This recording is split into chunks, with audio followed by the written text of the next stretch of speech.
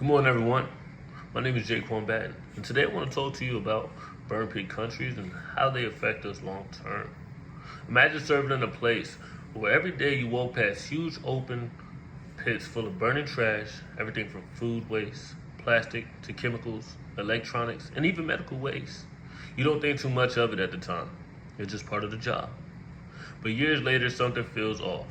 You start developing breathing problems, fatigue, or strange symptoms that don't quite add up. This is a reality for thousands of veterans, and it's something I've experienced firsthand. Back in 2023, I was deployed to Ali Salim in Kuwait.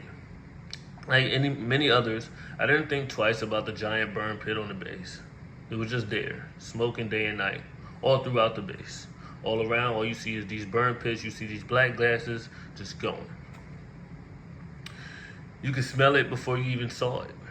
There were days I'd come by the tent, by my uniforms, and we'll start to smell it through the thick clothing, the chemicals filled with smoke.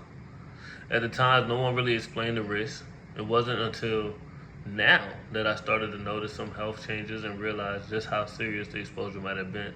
I've noticed wheezing and things of that such. Burn pits were widely used by the U.S. military in bases such as Iraq, Afghanistan, of course Kuwait, as I was there, and other locations during the early 2000s and into 2010, and still on to this day. According to the U.S. Department of Veteran Affairs, the smoke from these pits contain harmful toxins that can affect nearly every major organ system. The VA now acknowledges that the exposure to these burn pit countries are hazardous and may lead to long-term health effects. In fact, a 2022 report from the National Academies of Science, Engineering, and Medicine confirmed a connection between burn pit exposure and conditions like asthma, chronic bronchitis, and even rare cancers. This led to important changes, including the passing of the PACT Act, which now expands access to healthcare and benefits for veterans exposed to toxic environments like the one I worked on. It's estimated by the Virginia Veteran Affairs that over 3.5 million veterans may have been exposed to burn pits. That's a huge number. For people who may be silently suffering for the symptoms that don't realize that they are all service connected. Oh my goodness.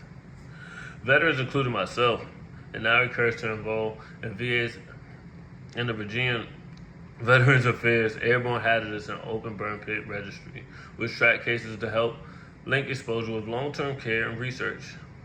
In closing, burn pit exposures isn't just a new headliner or a topic in VA brochures. It's something many of us have lived through.